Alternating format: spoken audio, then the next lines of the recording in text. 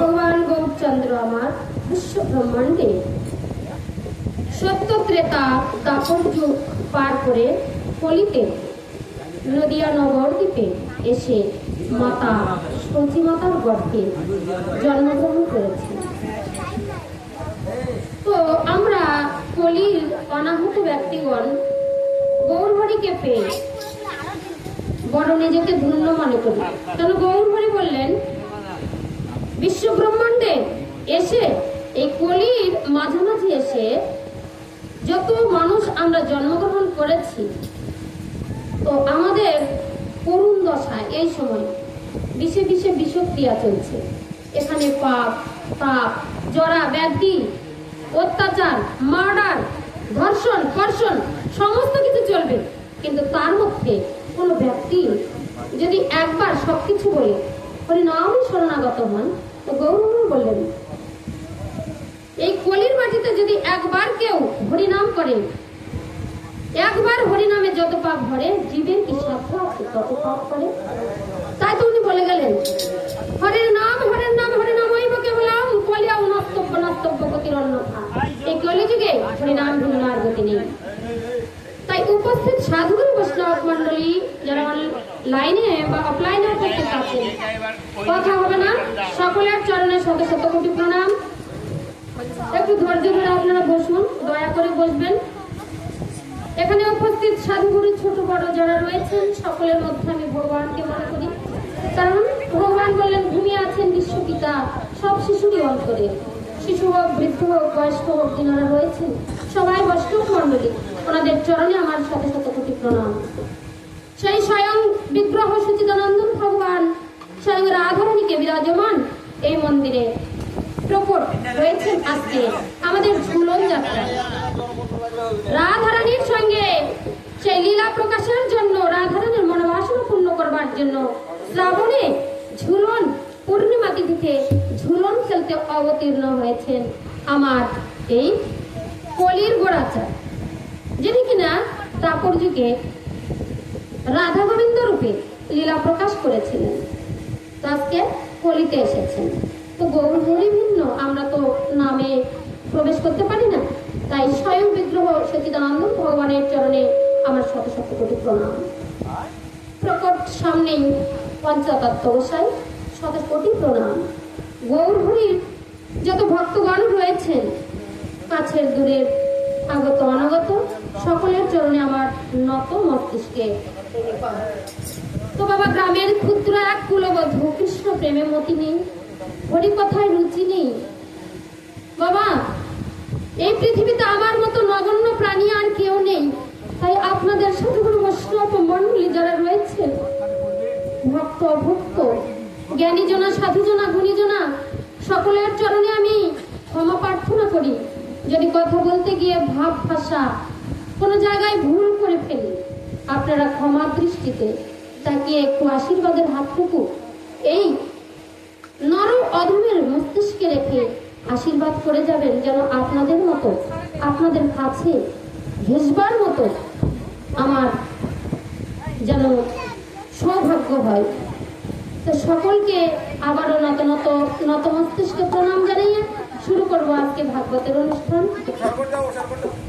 জয় জয় নিতাই গৌরী সীতানাথ প্রেমানন্দে হরি হরি বল, হরি হরি বল, হরি হরি বল।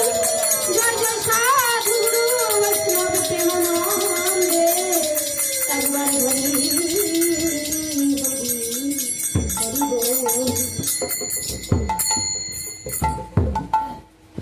তো ছোট্ট একটি নামের মধ্যে দিয়ে আমরা কৃষ্ণ কোথায় অবতীর্ণ চলুন। তারপর ওখানে একটা টোন দেওয়া যায় না, যে দুটো দেওয়া যায় কোলের কাছে। মাগো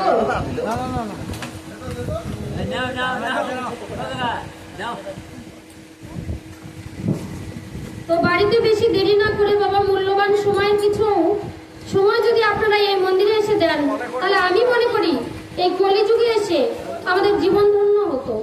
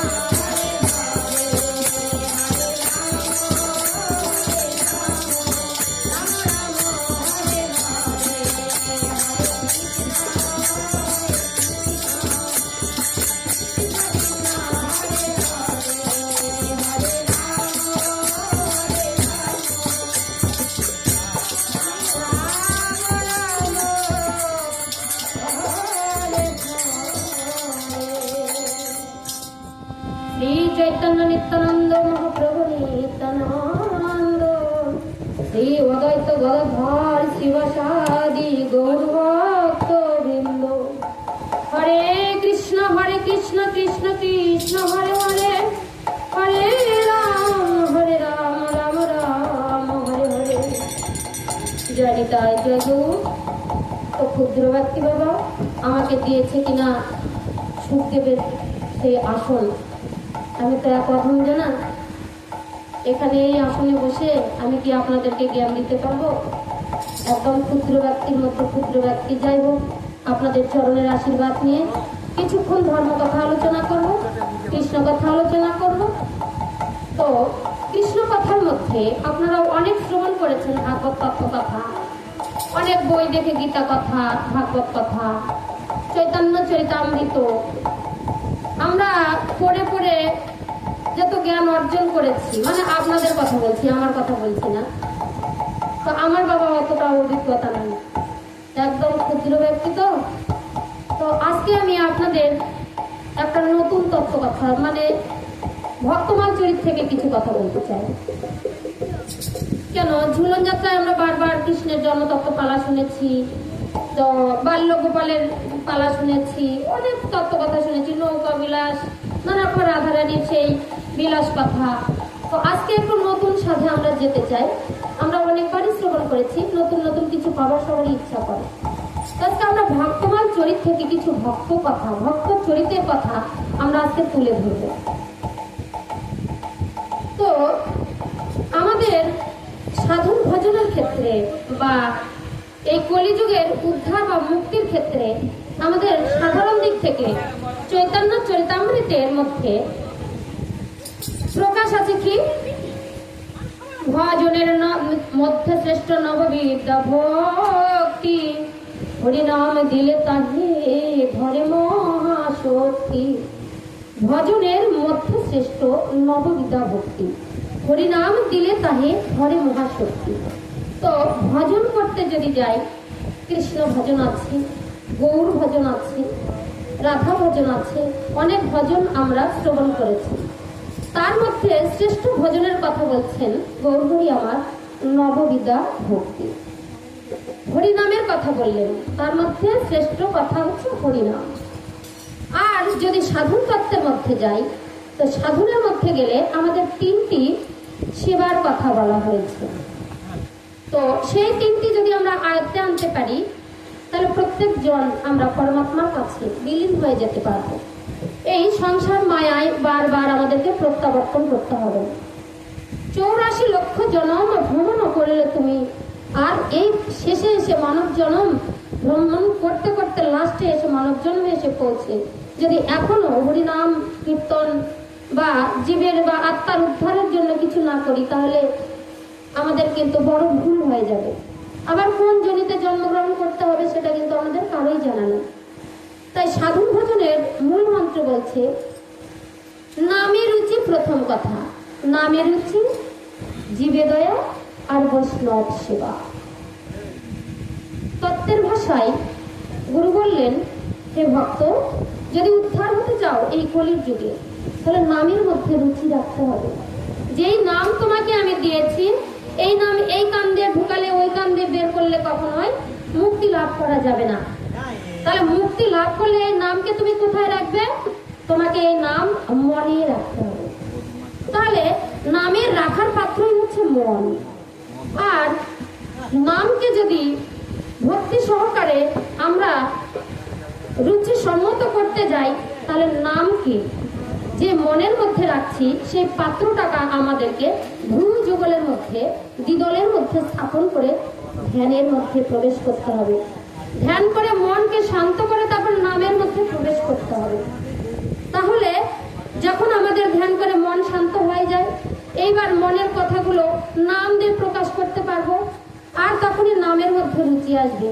জীবের মধ্যে দয়া বলছে, জীবে প্রেম করে যেই জন সেই জনই সেবিচ্ছে ঈশ্বর। স্বামী বিবেকানন্দ বলে গেলেন। স্বামী বিবেকানন্দ বড় সাধক ছিলেন। তিনি অন্য জায়গায় কোনো সেবা দেখলো না, ভগবানকে দেখলো না, জীবের মধ্যে ভগবানকে দেখলো। জীবের মধ্যে যদি প্রেম করা যায় সেই জন্যই সেবিচ্ছে ঈশ্বর। তো জীবের মধ্যে প্রেম অনেক রকমেরই হয়। তো এটা সাধারণত ক্ষেত্রে গেলে দেহতত্ত্বের কিছু বিষয় আছে যা আমি এখানে প্রকাশ করতে চাই না।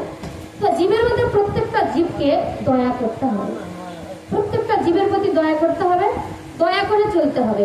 যখন কোনো জীবের প্রতি দয়া আসবে, একটা মাছকে কাটতে গেলেও যদি দয়া আসে এর মধ্যে ভগবান আছে, একটা খাসিকে বলি দিতে কাটতে গেলেও যদি মনে হয় যে এর মধ্যে ভগবান আছে, একটা ব্যক্তি যখন কারো আর্তনাদ শুনে নিজের মনের মধ্যে সেই আর্তনাদ সমব্যথী হতে পারবে, তখন একটা জীবের মধ্যে দয়া আসে। তো প্রত্যেক ব্যক্তির মধ্যে এই দয়াটা আবশ্যক। তাহলে নামের মধ্যে রুচি গেল, নামের মধ্যে রুচি করতে হবে, দুই নয়ন বাড়ি ধারা ঝরিয়ে ঝরিয়ে নাম করতে হবে।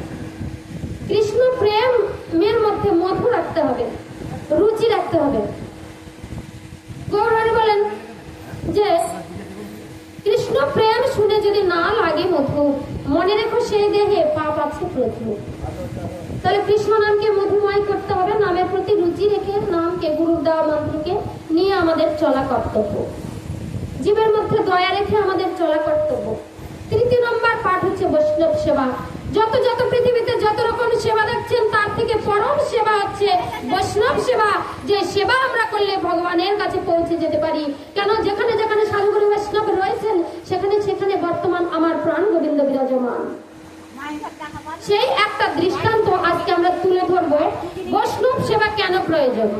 আজকে ঝুলন যাত্রা অনুষ্ঠান হচ্ছে, আমরা যদি ভিক্ষা করে করে মিষ্টি ভিক্ষা দিয়ে দিয়ে যদি এখানে একটা বৈষ্ণব সেবার আয়োজন করতে পারতাম, তাহলে আমাদের জীবনগুলো ধন্য হতো। এত লোক সাধুগুরু বৈষ্ণবেরা আসছেন, তাদের যদি একটু অন্য সেবা দেওয়া যেত, তাহলে আমাদের এই সার্থক হতো ঝুলন যাত্রাটা। এগুলো বিষয়, মেলা কিছু বিষয় আছে, তারই মধ্যে আজকে বৈষ্ণব সেবা নিয়ে একটু আলোচনা করবো। জয় নিতাই, জয় গুরু। তো বৈষ্ণব সেবা কেন প্রয়োজন, বৈষ্ণবকে কিভাবে আমরা চিহ্নিত করব, বৈষ্ণবকে কিভাবে সেবা দিলে জীবের মুক্তি হবে, আজকে সেই দৃষ্টান্ত নিয়ে আজকে আমরা ভক্তমাল চরিতের দিকে চলে যাব। সেখানে সুন্দর একটি ভক্ত চরিত আপনাদের কাছে বর্ণনা করব।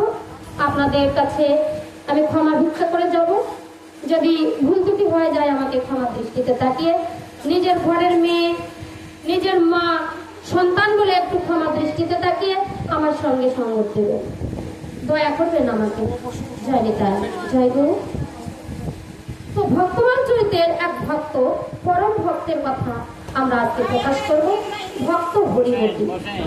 হয়তো আপনারা শ্রবণ করেছেন, ওই যে ঘটের মধ্যে যে হরিতকিটা দেওয়া হয়, তো এই হরিতকিটার জন্ম কোথা থেকে হলো, হরিমতি বা কে ছিল, হরিমতির পিতা মাতা কে, কেন এই হরিতকি ভগবান বিষ্ণুর প্রিয় ফল হিসেবে গ্রহণ হলো।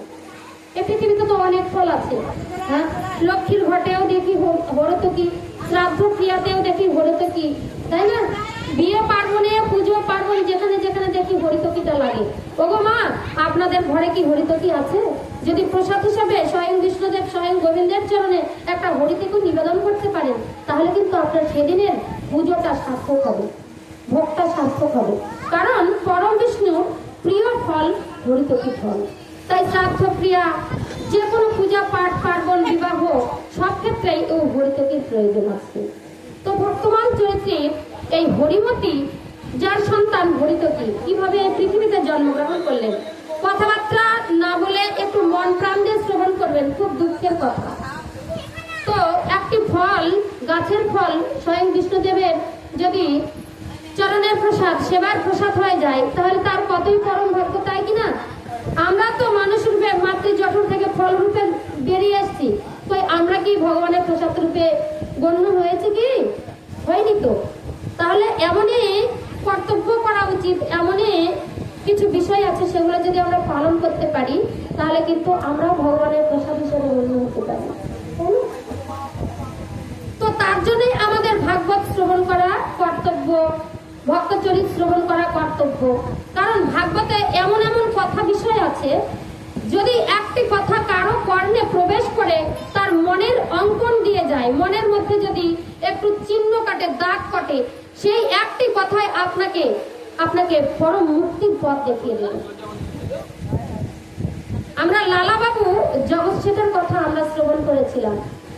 তো এই যে ভক্ত হরিমতির পিতা মাতা কে, ভক্তমান চরিত্রের ভক্ত হরিমতির পিতা হচ্ছেন তো কৃষ্ণ ভক্ত। তো এই যে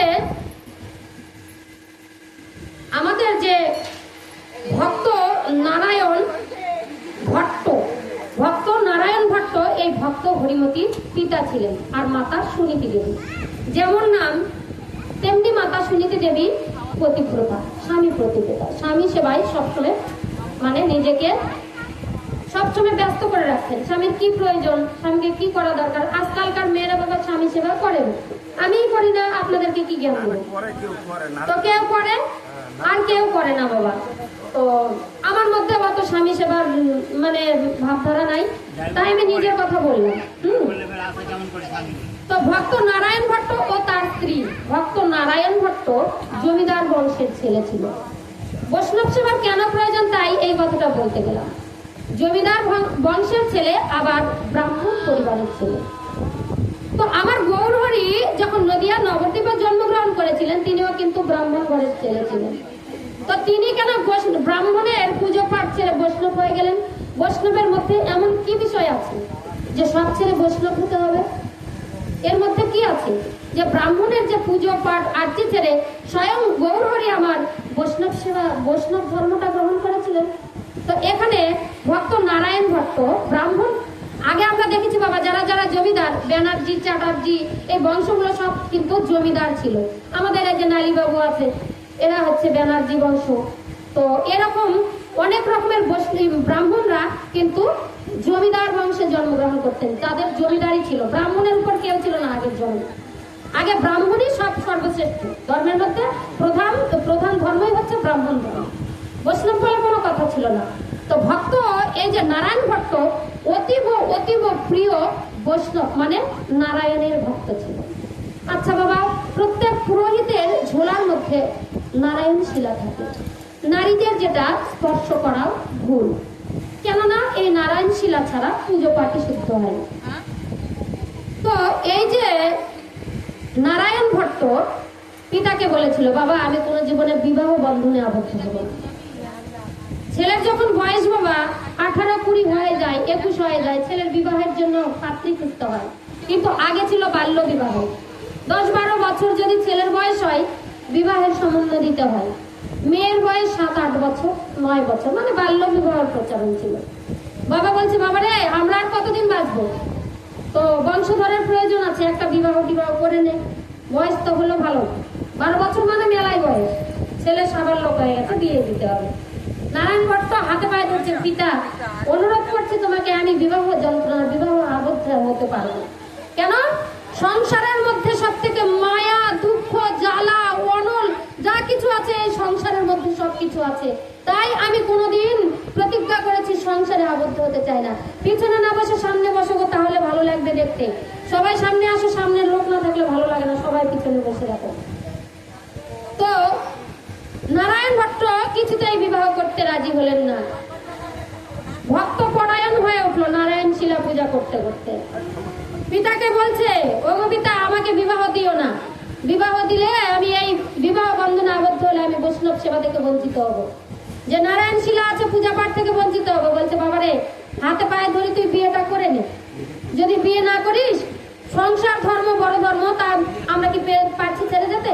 রামপ্রসাদ গান লেখে সংসার ধর্ম বড় ধর্ম তাই পারি না ছেড়ে যেতে। সংসার ধর্ম বড় ধর্ম, সংসারের উপর আর ধর্ম নেই। মানুষ করে যখন জন্মগ্রহণ করেছি তাহলে সংসারটাই আগে আমাদেরকে করতে হবে। পুত্র পুত্রাদি না থাকলে এখন তুমি যতই বলে আমি ব্রহ্মচারী হবো, সবাই কি আর হতে পারে? সন্তানের প্রয়োজন অবশ্যই আছে, তাই তোকে একটা বিয়ে করতে হবে। জোর জাবুর করে বাবা আর একটা গরিবের সন্তান সুনীতির সঙ্গে, মানে মেয়ের বয়স তখন 8 বছর কি 7.5 বছর এরকম, তার সঙ্গে বিবাহ দেওয়া হলো জমিদার ছেলে এই নারায়ণ ভট্টর সঙ্গে, জানি তাই।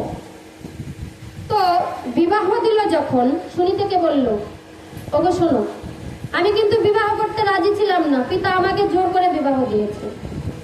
তো বিয়েতে তুমি জানো স্বামী স্ত্রীর মধ্যে যদি বন্ধনা থাকে, সংসারের মধ্যে থাকি, জ্বালা যন্ত্রণা অনেক আসবে। যতই বাপের জমিদারি থাকুক কপালের লেখাটা কেউ খণ্ডন করতে পারে না। তো আমি কিন্তু বিয়ে করতে চাইনি, তুমি আমার কাছ থেকে বেশি কিছু আশা করো না। কবে যে আমি গৃহত্যাগ করেও যেতে পারি, আবার থাকতেও পারি, আমার ঠিক ঠিকানা নেই। কারণ আমি আগে থেকেই এই সংসারটাকে পছন্দ করতাম না। তো শুনিতে বলছে যত আজ্ঞা স্বামী। পতিব্রতা স্ত্রী তো, স্বামী যায় বলছে তুমি যা বলবে আমি তাই অক্ষরে অক্ষরে পালন করবো। তুমি যদি বলো এই স্বামী সেবা স্বামী সোহাগ থেকে বঞ্চিত রাখো, তবু আমি থাকবো। তুমি শুধু বললো তোমাকে আমার কি করতে হবে। সুনীতিকে বলছে যেখানে যেখানে ভাগবত কথা হবে, যেখানে যেখানে গীতা কথা হবে, যেখানে যেখানে সাধু সঙ্গ হবে, যেখানে যেখানে হরিনাম সংকীর্তন হবে, সেখানে সেখানে দুই স্বামী স্ত্রী মিলে আমরা যাব। একদম কথা বলবো না পিছনে, এখান থেকে সরে নিয়ে যাও বাচ্চাগুলো, ওইদিকে নিয়ে যাও। তো স্বামী স্ত্রী বাবা যেখানে যেখানে ভাগবতের অনুষ্ঠান হয়, কৃষ্ণ কথা আলোচনা হয়, গীতা ভাগবতের অনুষ্ঠান হয়, হরিবাসর মহাপ্রভুর ভোগ, সেখানে সেখানে দুই স্বামী স্ত্রী ছুটে ছুটে চলে যায়। একদিন এই নারায়ণ ভট্ট আর মাতা সুনীতি দেবী ভাগবতের আসরে শ্রবণ করলেন। সেদিন ভাগবত পাঠক মহাশয় শ্রবণ করাচ্ছেন লালাবাবু জগৎ শেঠের কাহিনী। সুনীতি আর তার স্বামী যখন সেখানে উপস্থিত হলেন, কথাটা একবার কানে এলো। কি করেছিল?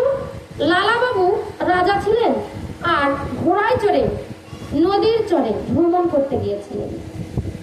এক ছোট্ট কন্যা, ধোপার কন্যা, চিৎকার করে বলে উঠল, বাবু গো, বেলা যে যায়, বাসনায় আগুন দাও। আবার চিৎকার করে উঠল, বাবু গো, বেলা যে যায়, বাসনায় আগুন দাও। লালাবাবু থমকে দাঁড়িয়ে গেল। এ কি? মেয়েটা কি বললো? মেয়েটা কি বললো? ওগো ওগো মা, কি বললে? এই শোনো না, এদিকে শোনো না। ঘোড়া থেকে নেমে এলো, নেমে ওই মেয়েটার কাছে গুটি গুটি পায়ে গেল। ওমা তুমি কি বললে? আর একবার শোনাও না। তোমার সেই মধুমুখের বাণী আমার যেন কর্ণস্পর্শ করলো, আমার যেন হৃদয় বিদীর্ণ হয়ে যাচ্ছে। আর একবার মধুমুখে সেই কথাটা বলো তো। বলছে কি কথা? তুমি যে বললে, কি যেন বললে না, বাসনায় আগুন দিতে। বলছে না না, তা তো বলিনি। আমি আমার পিতাকে বললাম, বাবু গো, বেলা যে যায়, বাসনায় আগুন দাও। অর্থাৎ বাসনা কথাটার অর্থ হচ্ছে কলা পাতা পুড়িয়ে যে ছাই ভস্য হয়, সেই ছাইটুকু দিয়ে তারা ধোপা কন্যা তো, তার পিতা ধোপা ঘরের কাজ করে, কাপড় ধৌত করে।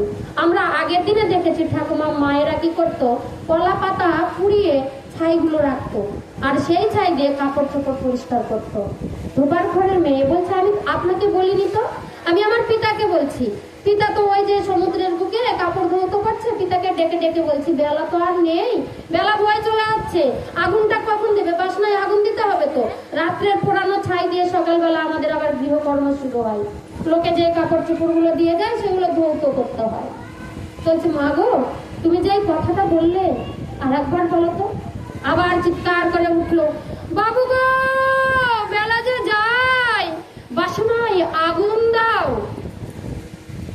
লালাবাবু চিৎকার করে বলে উঠলো, না না, আমারও বেলা চলে গেছে, অনেক বেলা ফুরিয়ে গেছে। গায়ের দিকে তাকিয়ে বলছে, এই তো আমার চামড়া কুচকে গেছে, আর শরীরের সব হাড় মাংসগুলো জড়ো জড়ো হয়ে যাচ্ছে, গলার কণ্ঠস্বর আমার স্তব্ধ হয়ে যাচ্ছে। আমি কবে বাসনায় আগুন দেবো? আমারও তো সময় হয়েছে, না এক মুহূর্ত আর দেরি করবো না। ছুটতে ছুটতে ছুটতে ছুটতে প্রাসাদে গেল। সুমতি সুমতি বলে চিৎকার করে উঠলো।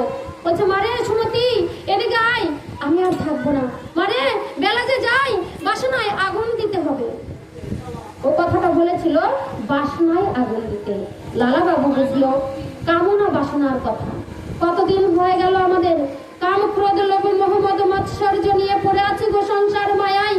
কত আনন্দ, কত সুখ, কত সন্তান, কত সন্ততি মানুষ করে দিয়েছি, কত চাকরি, কত বাকরি। ওই মাতা পিতার সুখ কি আছে? রাজ্য সুখ যতই থাক না কেন, লালা বাবুর বুকটা কেঁপে উঠলো। আমার বয়স হয়েছে, আমাকেও তো বাসনায় আগুন দিতে হবে। কামনা বাসনা আগে তাই দিয়ে জ্বালাম বেদি, কামনা বাসনা আগে, কামনা বাসনা আগে তাই দিয়ে সাজালাম বেদি। হয়ে গেল মা সারু নদী।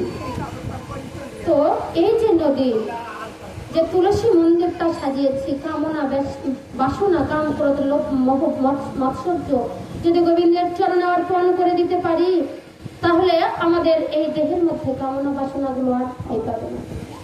কৃষ্ণ প্রেমে যখন আমাদের মতি এসে যায়, তখন যদি একবারে চৈতন্য উদয় হয়, সংসারের সুখকে আর সুখ মনে হবে না।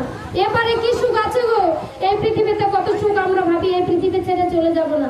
আর কিছুদিন যদি বাঁচতে পারতাম, এই পুত্রের বিবাহটা যদি দিতে পারতাম, সুন্দর বাটার হয়ে লোকে হাতে ভাত খেতে পারতাম। আপনার স্বামী যতদিন ছিল আপনাকে কত সুখে খাইয়েছে, ছেলের হাতের ভাত যখন খালেন বাবা, 1 বছর না হতে লাঠি ঝাঁটা খেতেই হবে, এটা হবেই। তো বলছে আমি আর সংসার প্রত্যাবর্তন করতে চাই না। এই মুহূর্তে দেদে সুমতি, ঘরের মধ্যে যে তিলক ঝুলি চন্দন মালা আছে, আমাকে আমার হাতে তুলে দে, আমি এখনই চলে যাবো।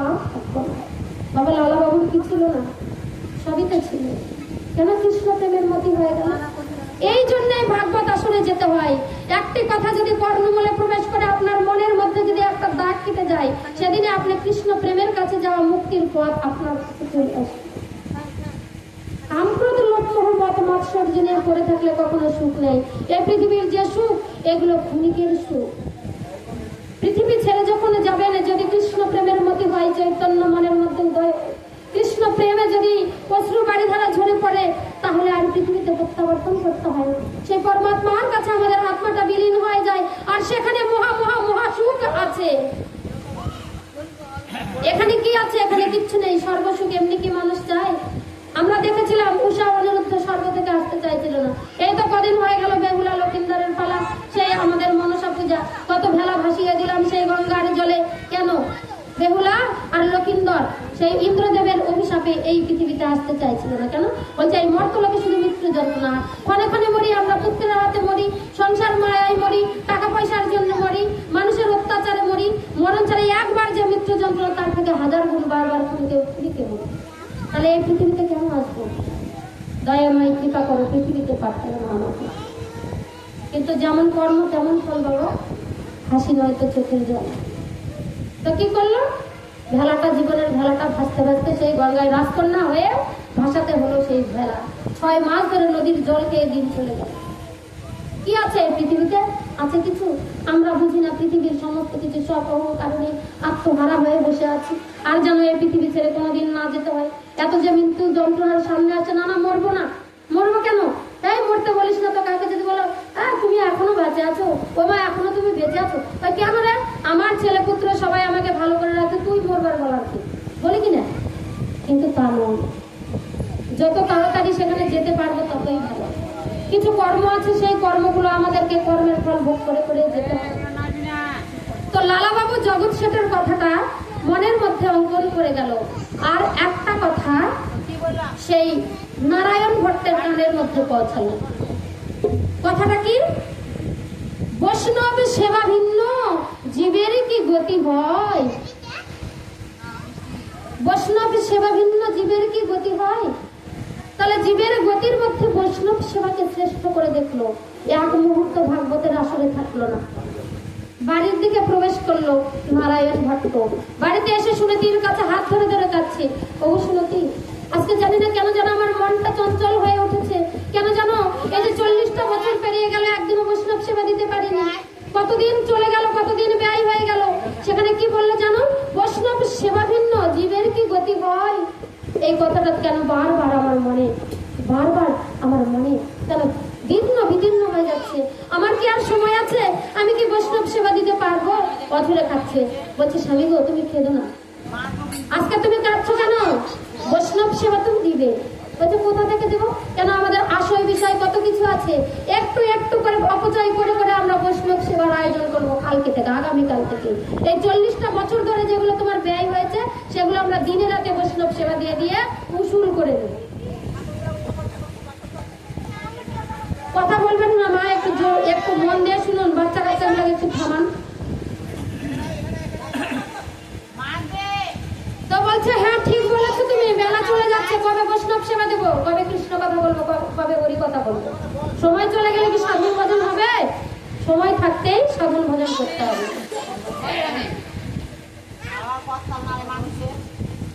তো কি করলো বাবা? নারায়ণ ভট্ট পরের দিন বৈষ্ণব সেবার আয়োজন করেছে। বৈষ্ণব কোথায় পাবে গো? কাকে বৈষ্ণব বলে গণ্য করবো? কে বৈষ্ণব? নারায়ণ ভট্ট সেই ভাগবতের আসরে শ্রবণ করেছিল, যদি তুমি বৈষ্ণব পরিচয় করতে চাও, কপালের মধ্যে তিলক শিবা লম্বা করে দেওয়া থাকবে, মস্তকে থাকবে টিকি শিখা, আর থাকবে স্কন্ধে ভিক্ষার ঝুলি। আর কি থাকবে গো? গায়ের মধ্যে পরনের মধ্যে থাকবে আমাদের উত্তরীয় পরিষ্কার পরিচ্ছন্ন শুদ্ধ বস্ত্র থাকবে, হাতের মধ্যে থাকবে বৈষ্ণবের দণ্ড, যাকে ভর করে তুমি যাবে মানুষের দরজায় দরজায় ভিক্ষার সেই মুষ্টি ভিক্ষা করে গোবিন্দের চরণে অর্পণ করে প্রসাদ প্রাপ্ত হয়ে তোমার জীবন পূর্ণ হবে। সেই সব বৈষ্ণব। আরো শুনেছিলাম চৈতন্য চৈতামৃতে গৌর হরি আমার লীলা করতে এসে ভিক্ষার ঝুলি স্কন্ধ করে মলিনী বেশ পরে ছিঁড়া বস্ত্র পরে জীবের দ্বারে দ্বারে নাম দিয়ে গেছে ধুলাই ঘোরাঘুরি করে। সেরকম যদি বৈষ্ণব দেখো, গায়ে ধুলা মাখা অঙ্গ আর ছিঁড়া বস্ত্র যদি দেখো, ভিখারির বেশ, তার মধ্যে গোবিন্দ আমার থাকলেও থাকতে পারে, গৌর হরি থাকলেও থাকতে পারে, সেই সব ব্যক্তিদের ডাকতে হবে। ওই রাস্তার মোড়ে গিয়ে বসে আছেন আমাদের নারায়ণ ভট্ট বৈষ্ণব ধরার জন্য। বৈষ্ণব সেবার কেন প্রয়োজন? বৈষ্ণব সেবা বিনা জীবের কি গতি হয়? গতি হয় না। তো কি করলো বাবা? বৈষ্ণব ধরার জন্য ত্রেমাতারের মোড়ে দাঁড়িয়ে আছে। কোন দিক থেকে বৈষ্ণব আসবে? সাধুগুরু বৈষ্ণব কোথায় আছে? কোথায় আছে ভিখারি? কোথায় আছে চন্ডাল মুচি মেথর? কোথায় আছে ক্ষুধার্ত ব্যক্তি? তাদেরকে দেখে বেড়াচ্ছে, চুপটি করে বসে আছে। কেউ যদি ভিখারির বেশে যায়, ওগো তুমি কি সেই পরম বৈষ্ণব? এসো না গো, চলন দাও না গো, আজকে চলো না, আমার গৃহে একটু সেবার আয়োজন করেছি। সবাইকে করজোরে বলে বলে প্রত্যেক দিন বাবা এইভাবে বৈষ্ণব ডেকে ডেকে নিয়ে আসে বাড়ি। আর চরণ ধরে ধরে বলে, তোমরা এবার আমায় একটু কৃপা করবে, তোমরা একটু চরণ দেবে। তুমি কি সেই আমার গৌর হরি? তুমি কি একটু চরণ দেবে? আমি বড় অভ্যম বাবা, আমার মধ্যে মতিগতি নেই, আমি একটু বৈষ্ণব সেবার আয়োজন করছি। এই যে কয়েক বছর চলে গেল, 40টা বছর আমি বৈষ্ণব সেবা দিতে পারিনি, আমি বড় অপরাধী। কেমন অপরাধী? চলুন একটু বর্ণনা করে নেই।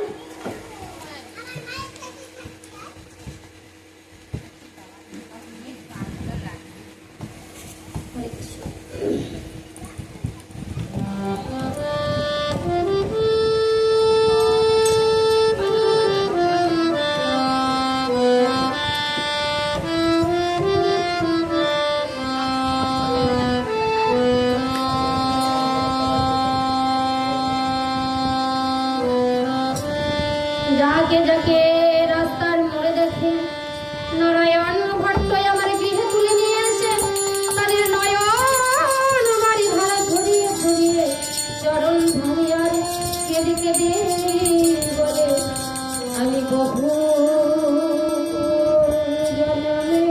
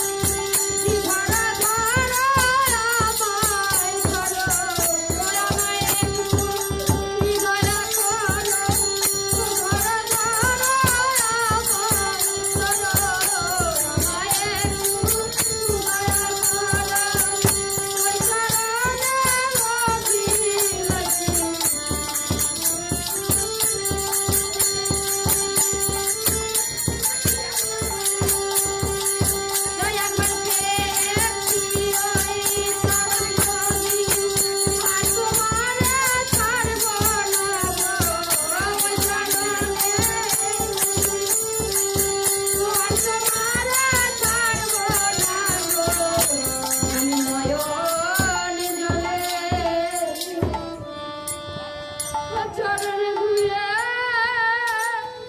দেব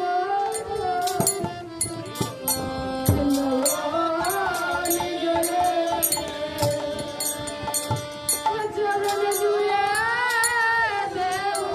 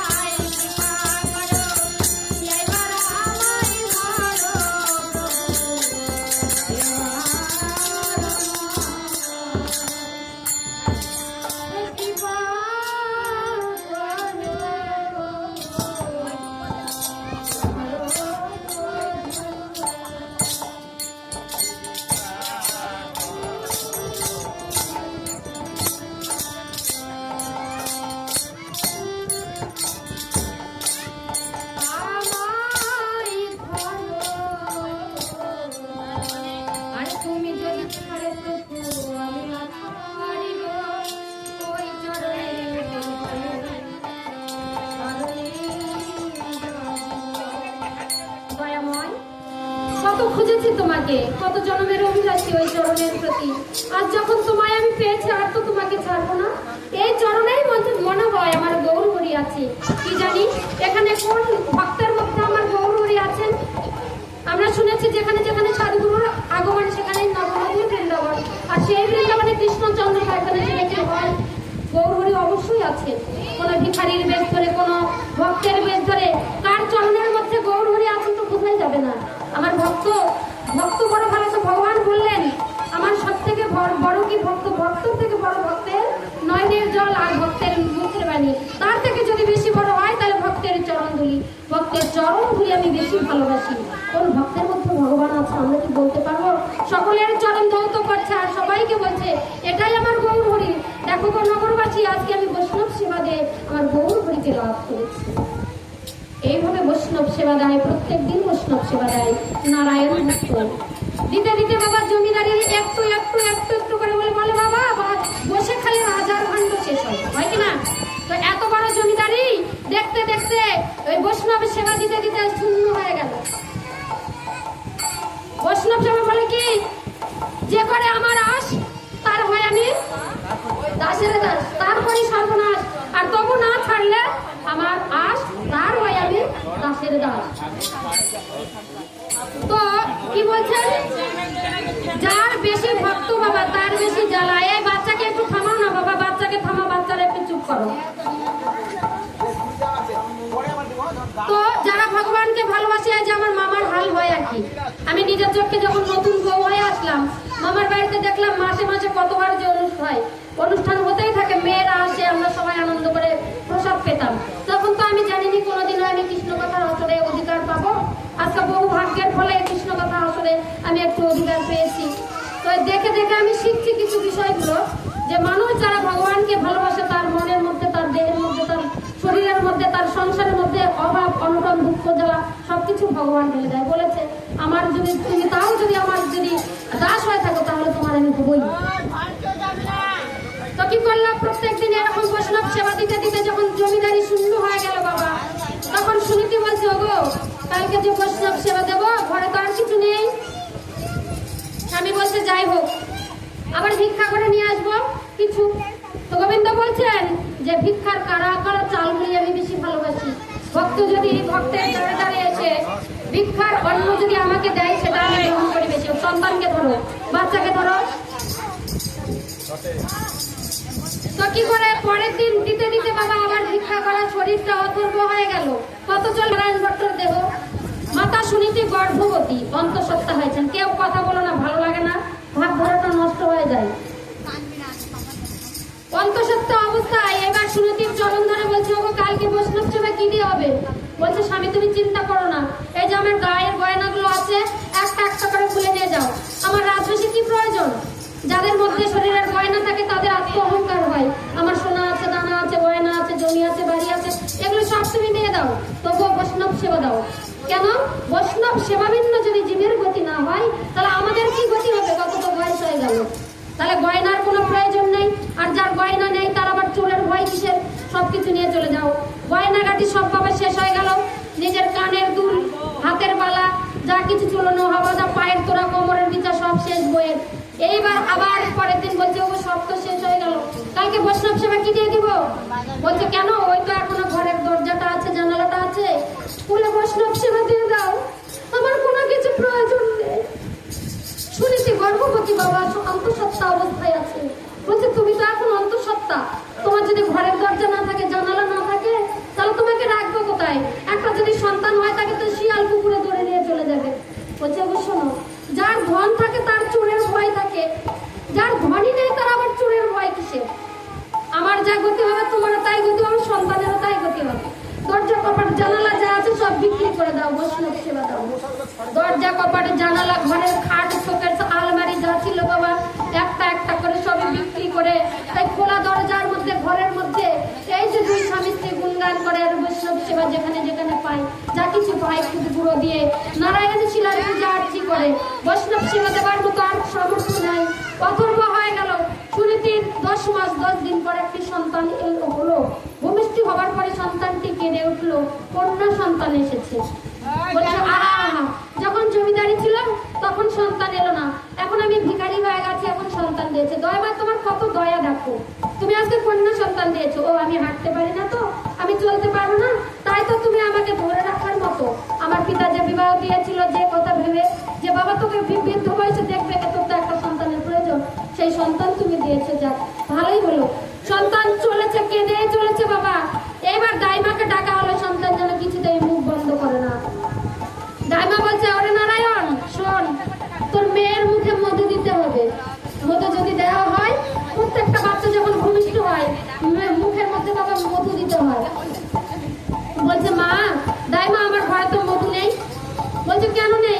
বলছে বৈষ্ণব সেবা দিতে দিতে আমার সব শেষ হয়ে গেছে, এখন সন্তানের মুখে মধু দিব নেই। বলছে যা বাড়ি বাড়ি চেয়ে বেড়া, যা। বাড়িতে গেছে, ওর বাড়িতে গেছে। ও এতদিন তুই ভিক্ষা করছিলি যে হচ্ছে বৈষ্ণব সেবার জন্য, এখন তুই মধু ভিক্ষা করতে আসছিস? বড় ভণ্ড। বৈষ্ণব নিজেকে বলে, ভণ্ডগিরি করার আর জায়গা নেই। মধু ভিক্ষা হবে না। এই মধু কি করবি? ওগো শোনো না, আমার সুনীতি জানো একটা সন্তান হয়েছে, আমার সুনীতির কন্যা সন্তান হয়েছে, মুখে মধু দিতে হবে। আমার ঘরে তো আর মধু নেই। দাইমা বলেছে একটু মধু দিতে দাও না গো, কারো যদি দয়া দাও, একটু মধু দাও, মেয়ের মুখটাতে দেই। সবাই দূর দূর করে তাড়িয়ে দিল। যখন কারো কিছু থাকে না, যখন টাকা থাকে না, আত্মীয়রা সম্মান দেয় না, তার পুরো ঘর যদি থাকে তাকে আত্মীয় সম্মান দেয় না। যার টাকা আধিপত্য নাই সমাজে, তাকে কেউ মূল্য দেয় না। দেয় কি? যেদিন জমিদারি ছিল সবাইকে, গ্রামবাসীদেরকে নিয়ে এসে ডেকে সবাই খাওয়াইছিল। আজকে যখন ভিখারি হয়ে গেছে, কেউ এক ফোঁটা মধুটাও দিল না। ওগো সবার ঘরেই মধু থাকে, পূজার কাজে লাগানোর থাকে, অনেক দিনের পুরানো মধু থাকে, 4 কাটা মধু থাকে। দিলে কি হতো? দিলে কি কিছু ক্ষতি হতো এক ফোঁটা মধু দিলে? কিন্তু নারায়ণ ভট্ট এক ফোঁটা মধু কোথাও পেল না। সন্তান কেঁদেই চলেছে, বাড়িতে এলো। ওগো তুমি কি মধু পেয়েছো? স্ত্রী বলছে না শুনেছি, আমি মধু পাই, আমাকে জানো কেউ মধু দেয়নি। দাইমা বলছে কিনা নারায়ণ, মধু কোথাও পালি না, ভিক্ষা করতে বললাম তা পালি না। বলছে দোকানে যাতো, দৌড়ে গিয়েছে নারায়ণ ভট্ট দোকানে। ওগো দোকানি আমাকে একটু মধু দেবে? বলছে পয়সা নিচ্ছিস? পয়সা? পয়সা তো আমার কাছে নেই। পয়সা নেই, মধু নিতে আসছিস? এতদিন ভিক্ষা করে খাতিস, এখন আবার মধু ভিক্ষা করতে আসছিস, কি হয়েছে তোর? বলছে আমার ঘরে কন্যা সন্তান হয়েছে, কিছুতেই কান্না থামছে না, একটু মধুর প্রয়োজন আছে। দূর হয়ে যাবাটা, মধু নিতে আসছে। কৃষ্ণ ভক্ত কাঁদতে কাঁদতে রাস্তাটা আসছে, আর এইদিকে ভগবান আমার গোলক বিহারী গোলকে বসে বলছে, ওরে কৃষ্ণ ভক্ত, আর কতদিন তুই এমন করে বৈষ্ণব সেবা দিবি, এমন করে চোখের জল ফেলবি? চাস তো আমি সমস্ত কিছু তোকে মধুপুরি করে দেবো। একটা বার তুই চেয়ে দেখ না, তোকে আমি এই পৃথিবীর মধ্যে যত ধনী ব্যক্তি আছে তার থেকে ডবল ধনী করে দেবো। কিন্তু কি করলো কৃষ্ণ ভক্ত? চাইল। সারা জীবন তো আমি খেয়ে এসেছি সংসারের কত কিছু, কত টাকা, কত আধিপত্য, কই এখন তো আমার পেট ভরলো না। এখনো কেন পেটের মধ্যে ক্ষুধা? দয়া হয় তুমি কি দিয়ে আমার পেটের ক্ষুধা নিবারণ করতো? বাবারে এই পেট যদি না থাকতো, মানুষ কারো বাড়িতে যেত না, মানুষ কোনো আয় করতো না, টাকা পয়সা সঞ্চয় করতো না। এই পেটটাই যত হয়েছে জ্বালা। নারায়ণ ভট্ট বলছে আমার খিদার জন্য এত কিছু, আমি কিচ্ছু চাই না, মেয়ে যদি মরে যায় মরে যাক, কারো কাছে আর কিচ্ছু চাইবো না। ভগবান বিষ্ণুকে বলছে দয়াময় যাক, এতদিন তো নিঃস্ব করে দিয়েছো, এখন আবার একটা সন্তান দিয়েছো, যেন দয়াময় আমার ঘরে এক ফোঁটা মধু নেই। আজকে আমি জমিদার ছিলাম, একটু সন্তানের মুখের মধ্যে যে একটু মধু দিব, আজকে আমার ঘরে মধু নেই। জয় জয় নিতাই গৌর সীতানাথ প্রেমানন্দে। নারায়ণ ভট্ট বাবা জমিদার থেকে ভিখারি হলো, গোলক বিহারী আর সহ্য করতে পারলো না। দুই বাহু তুলে যখন উত্তোলন করে এই যে গোলকের বিহারী দয়াময়কে বললো, তুমি যা দিয়েছো ভালোই করেছো, কিন্তু সন্তানের মুখে তো মধু দিতে পারলাম না। দয়াময় বলছে এতেই হবে, আর তোকে ডাকতে হবে। তুই কিচ্ছু চাসনি, মধুর কথা তো, তোকে মধু পুরি করে দিবি। ওরে কৃষ্ণ ভক্ত, আজকে যদি চাইতিস তুই, এত তোকে কষ্টই করতে হচ্ছে, কিন্তু চাওয়া তো সারা জীবন থেকে গেল। এই পৃথিবীর চাওয়ার মতো আর কিছু আছে? চাইলে এখানেই থাকতে হবে, আর না চাইলে আমাদের আত্মার জন্য কিছু যদি কর্ম করি, তাহলে পরমাত্মার সঙ্গে বিলীন হয়ে গেলে চাওয়া পাওয়ার কিছু থাকবে না। কৃষ্ণ ভক্ত যখন কেঁদে বাড়িতে গেল, এইদিকে স্বয়ং গোলক বিহারী আমার ভোলানাথকে স্মরণ করলো। যখনই ভোলানাথকে স্মরণ করলো, ভোলানাথের সাহায্য আদেশ করুন প্রভু, কি জন্য আমাকে ডেকেছেন? তো স্বয়ং ভোলানাথ যখনই এলো, বলছে যাও, মরতে তোমাকে এখনই যেতে হবে। মরতে এক পরম বৈষ্ণব আছে, সেই জমিদার বংশের ছেলে, পুত্র সম্ভ্রান্ত পরিবারের ছেলে, আজকে ভিখারি হয়েছে। কেমন করে? বৈষ্ণব সেবা দিয়ে। তো পরম বৈষ্ণব হচ্ছে স্বয়ং ভোলানাথ, এর মতো আর পরম বৈষ্ণব নেই। বৈষ্ণবের কথা শুনে স্বয়ং বৈষ্ণব বলছে প্রভু যথাজ্ঞা, কি করতে যেতে হবে তাই বলেন, চুপ করবেন একটু। তবে যে কি করতে যেতে হবে? বলছে ওর ঘরে, নারায়ণ ভট্টের ঘরে একটি কন্যা সন্তান হয়েছে, তার মুখে মধু দিতে হবে। যাও তো একটু মধু দিয়ে আসো। স্বয়ং পরম বৈষ্ণব নিজেই জানেন কি মধুটা দেবেন। নেমে এলেন মর্তের বুকে আমার স্বয়ং সেই ভোলানাথ পরম বৈষ্ণব। এসে রাধা কথা বলতে বলতে গৃহের মধ্যে ঢুকছে। চলো একটু রাধা নাম হয়ে যাক।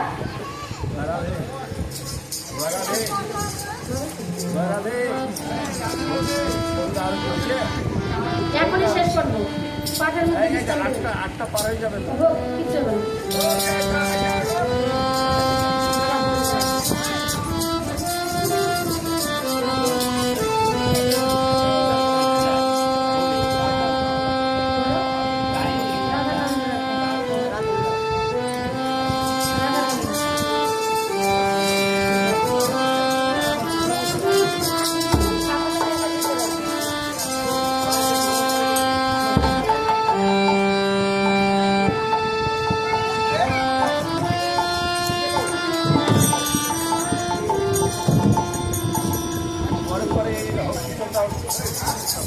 একটু ওয়েট করবে, ভাগবত আর বিশ্রাম দিব না, অল্প একটু আছে পালা।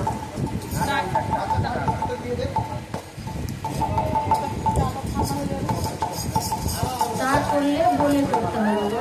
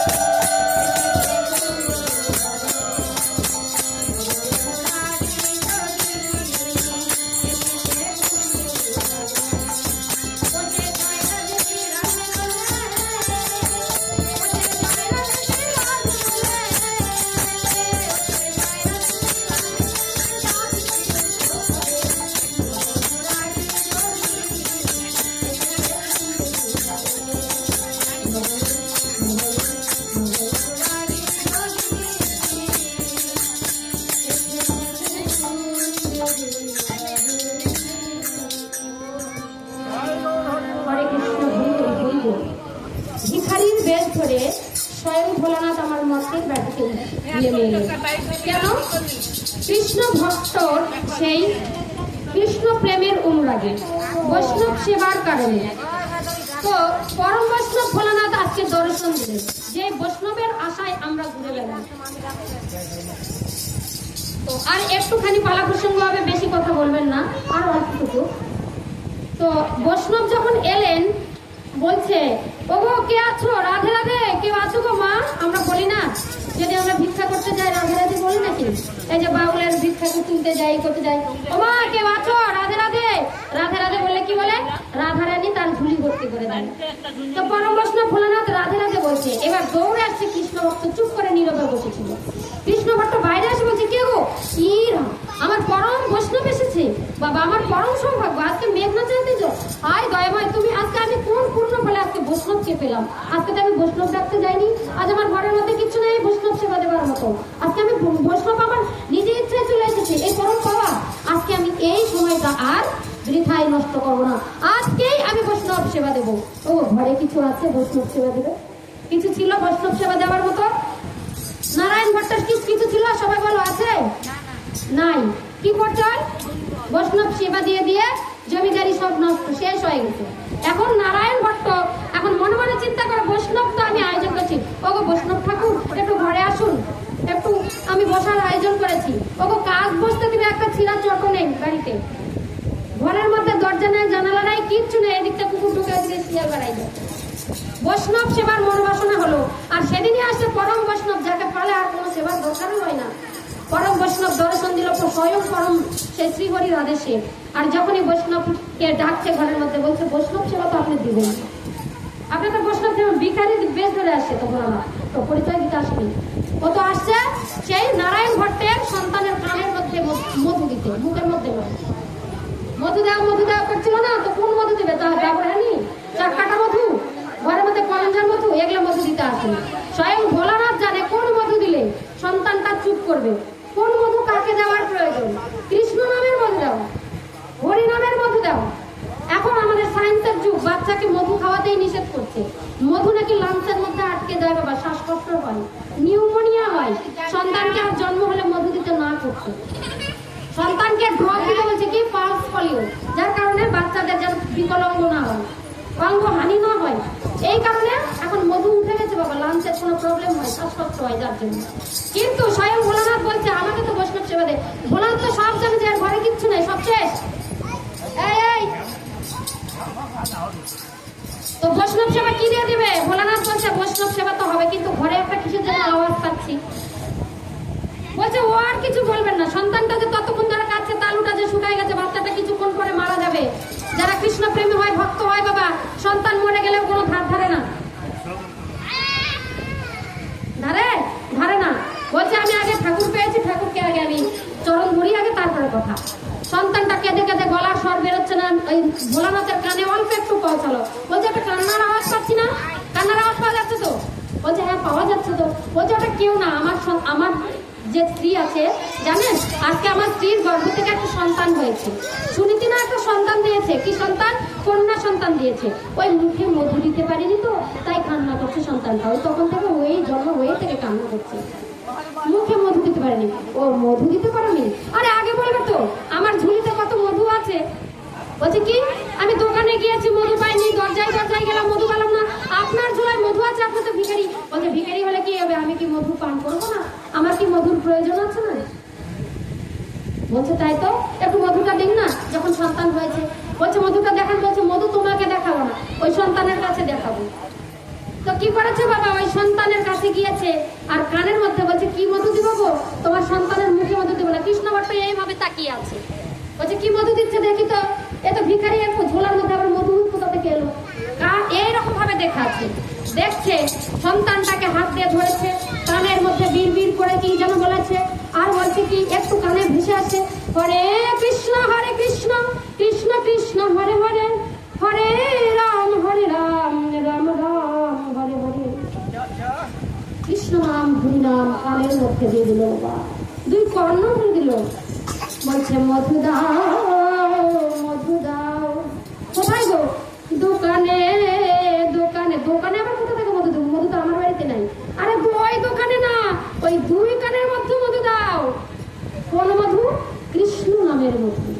কৃষ্ণ নামের মধু যদি দুই কর্ণ বলে দেওয়া যায়, তাহলে সেই সন্তানকে আর মধু পান করাতে হয় না, সেই সন্তান কৃষ্ণ ভক্ত সন্তান হয়। তো এই যে কৃষ্ণ ভট্টের সন্তানকে হরিমতির সুনতির স্ত্রীকে যে সন্তানটা জন্ম দিয়েছিল, তার কন্যা বলে যখন হরিনাম দেওয়া হলো, সঙ্গে সঙ্গে সন্তানের কান্নাটা বন্ধ হয়ে গেল। বলছে ও ঠাকুর, ও বৈষ্ণব ঠাকুর, ও ভিখারি বাবা, আপনি কি করলেন আমার সন্তানটাকে? এতক্ষণ ধরে কাঁদছিল, গলা প্রায় শুকায় গিয়েছিল, কানের মধ্যে কি বললেন? এই জন্য হাসছে। বলছে হাসবে না, তোমার সন্তান হরিভক্ত বটে, কৃষ্ণ ভক্ত বটে। এই আমি অন্য শূন্য মধু দেয়নি গো, আমি নামের মধু দিয়েছি, কৃষ্ণ নামের মধু দিয়েছি, হরি নামের মধু দিয়েছি। এই সন্তান হরিভক্ত হবে বটে। বলছে আচ্ছা তুমি কি সন্তানের নামকরণ করেছো? বলছে না ঠাকুর মশাই, না বৈষ্ণব মশাই, আমি তো নামকরণ করতে পারিনি। কি নাম করবো? এই তো জন্মের থেকে কেঁদে যাচ্ছে, থামে না। বলছে ঠিক আছে, তাহলে তোমার সন্তানের একটা নাম দিয়ে দেয়। বলছে কি নাম? তোমার সন্তানের নাম হবে হরিভক্ত হরিপ্রিয়া হরিমতি। একটু হরিমতির নামে একটু নিতাই গৌর সীতানাথ প্রেমানন্দে একবার হরি হরি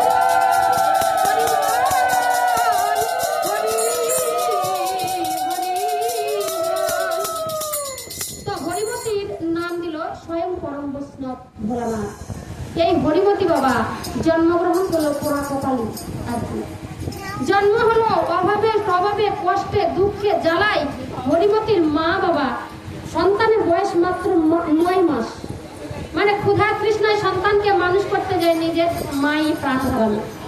হরিমতির দুঃখের কপাল নেমে এলো, তুই এত চঞ্চলতা করছিস, তোকে আমি মারবো কিন্তু।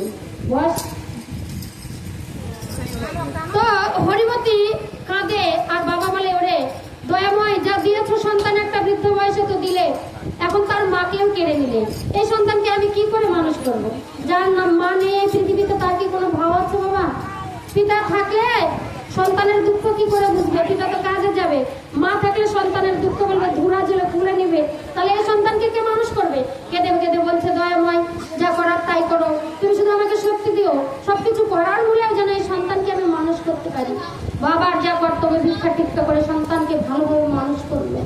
যেমন ভাগবত পাঠে নিপুণ করে তুললো, শিক্ষা দীক্ষায় বড় করলো, যেখানে সাধুগুরু বৈষ্ণব থাকে চরণে প্রণাম করা শিখালো, চরণ ধরে চরণ ভৌত করা শিখালো। এগুলাই শিক্ষা, অন্য শিক্ষা নাই। স্কুলে গেলে গুটি গুটি শিক্ষা পাবেন, এই শিক্ষাগুলো কোনো সন্তানের ভিতর নাই। তাই একটা মা বাবার প্রতি কোনো সন্তানের স্নেহ ভালোবাসা নেই। জয়নি তাই তো এই শিক্ষাটা সন্তানকে আগে দেওয়ার দরকার। পিতা মানে নারায়ণ ছিল, ভক্ত ছিল, তাই সুন্দর করে নিপুণ করে গড়ে তুললো নিজের সন্তানকে। এইবার হরিমতি ভক্তিমতী মায়ের 7 বছরে পদার্পণ করলো। সবাই বলছে, কি গো কন্যা সন্তান ধাই ধাই করে বড় আছে, বাল্য বিবাহ প্রচলন আছে, মেয়েটার বিয়ে দিতে হবে না? তো এবার কি বললো, সবাই দু কথা বলে। এবার কৃষ্ণ ভট্ট মনে মনে চিন্তা করলেন, মেয়েটার তো বিবাহ দিতে হবে। মেয়েটার বিয়ে দেবে, পাত্রের সন্ধান করতে লাগলো। একটা জমিদার বংশের ছেলে একটা এসে জুটে গেল বাবা, বিয়ে হবে। ছেলের বয়স 14 বছর, মেয়ের বয়স 7 বছর। 7ম বছরের কন্যার সঙ্গে 14 বছরের একটা পুরুষের সঙ্গে বিবাহ। এবার বর এসেছে, সবাই বলছে, বাবা উলুধ্বনি দাও, তোমরা বর এসেছে, দাও না একবার উলুধ্বনি দাও, একটু শঙ্করধ্বনি দাও। হরিমতির বর এসেছে, ওই যে পালকিতে দেখুন নামছে, চলো সবাই বরণ করতে যাই, চলো। উলুদে বর এসেছে, চলো বরণ করি গো, একবার উলুদে। সবাই বলছে উলুধ্বনি শঙ্করধ্বনি দাও। হরিমতির বর এসেছে, সবাই হালকা নিয়ে গিয়ে একটু বরণ করে আনি। ওকে কে বরণ করবে? বাড়িতে কি কেউ আছে? কপাল পোড়া সেই কন্যা সন্তানের তো কেউ নেই। পাড়ার 2-1টা বউ নিয়ে ওই মেয়ের জামাইকে যখন নামায় একটু দুধ চিনি, একটু হাত ধোয়াতে হয়, একটু মুখের মধ্যে দিতে হয়। জামাই তাহলে মধু মধু কথা বলবে, মেয়ের সঙ্গে একটু ভালো ব্যবহার করবে। যেই না দুধ গঙ্গা জল মুখে দিয়েছে বাবা, এমন কপাল, জামাইয়ের মুখ দিয়ে হর হর করে রক্ত করে জামাই সেখানেই মারা গেল। এই 7 বছরের কন্যা বাবা কেঁদে কেঁদে বলছে, দয়াময় কি অপরাধ করেছিলাম, ভিখারির ঘরে জন্ম দিয়েছো।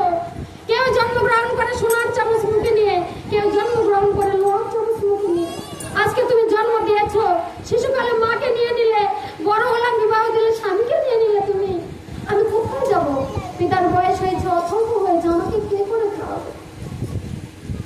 শিশুকালে মারা গেছেন মা, গর্বে রেখে পিতা মল্ল দয়া, চোখে দেখলাম না।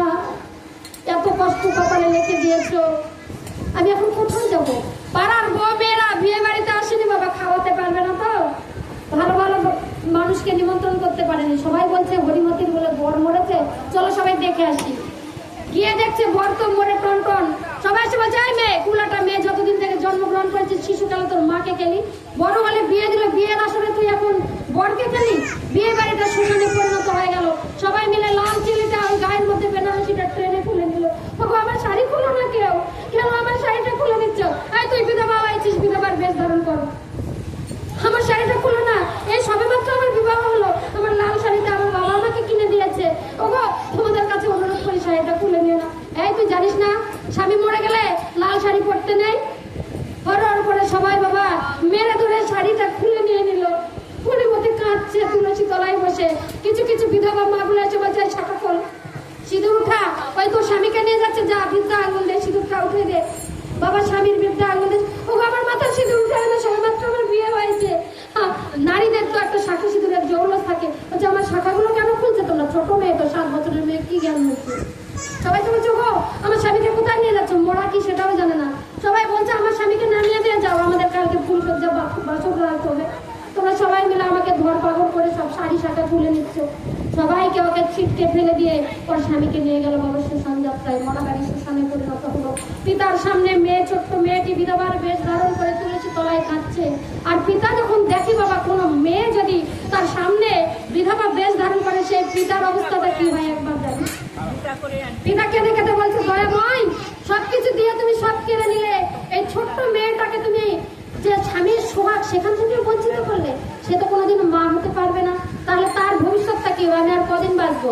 তো তোমার যদি করুণা হয়, তার একটা যদি সন্তান হতো, আচ্ছা বলো তো, স্বামী যদি না থাকে সন্তান হবে?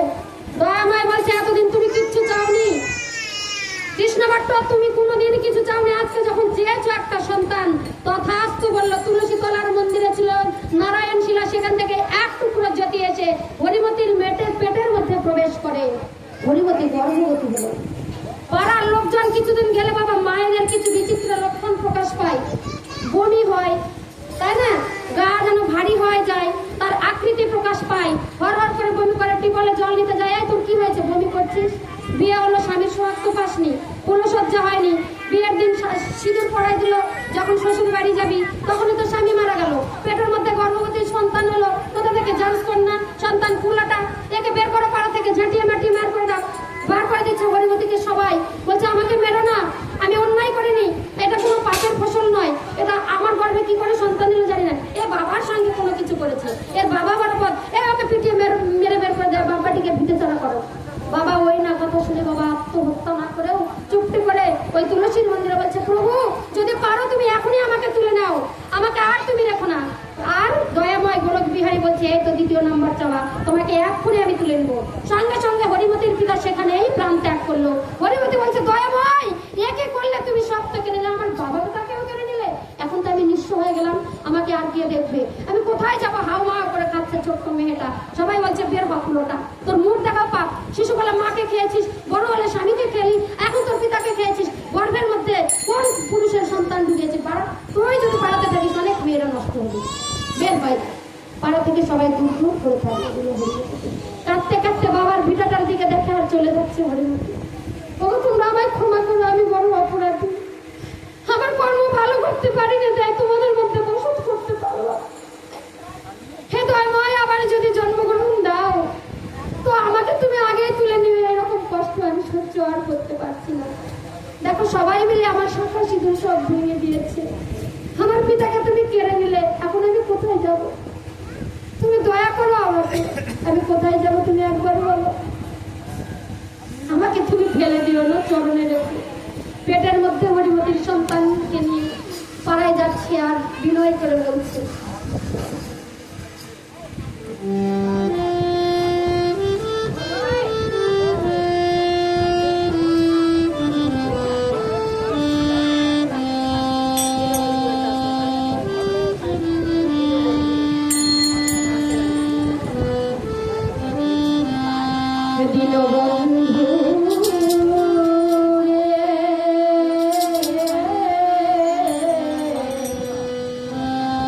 তুমি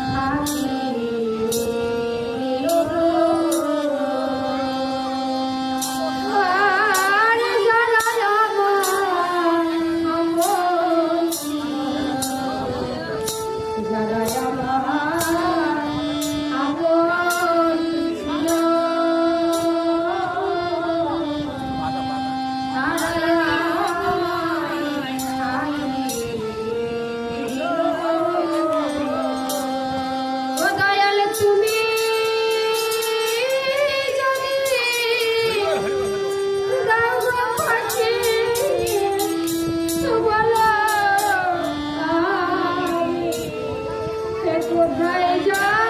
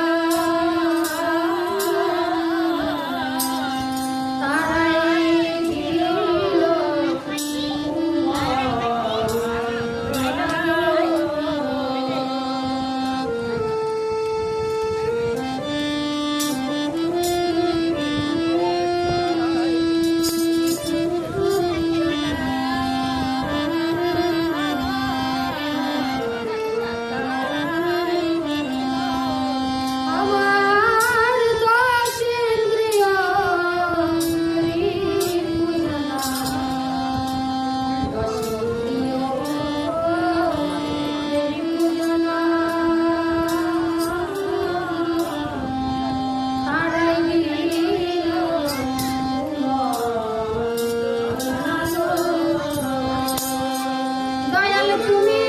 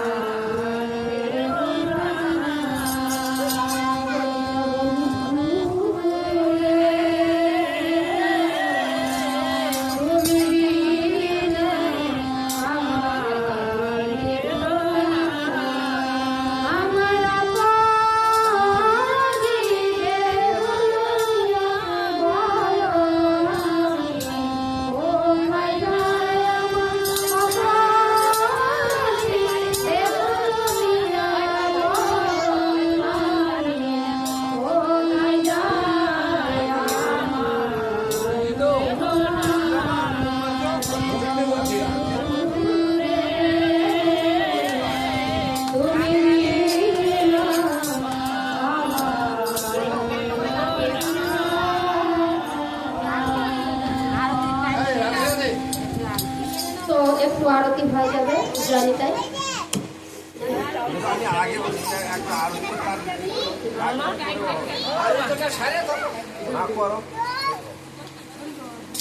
তো আরতি একটু করে নিয়ে সবাই একটু দাঁড়িয়ে করবেন আরতি আরতি করার পরে হরিমতির ছোট্ট পালা শেষ করবো আমরা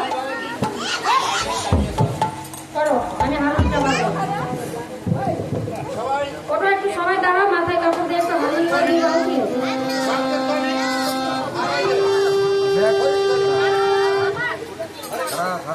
সবাই একটু নেচে গিয়ে মাথায় কাপড় দিয়ে দুই বাহু তুলে সবাই নেচে গিয়ে মাথায় কাপড় দিয়ে দুই বাহু তুলে নৃত্য করে একটু আরতি করুন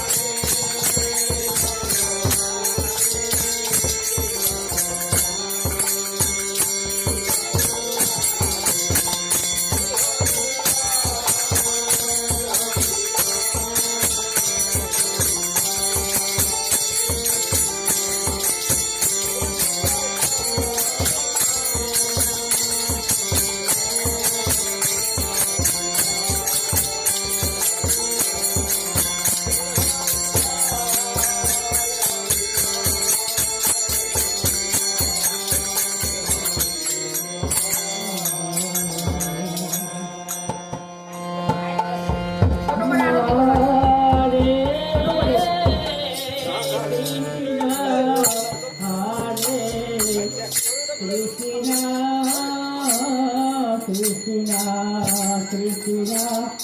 Hare Hare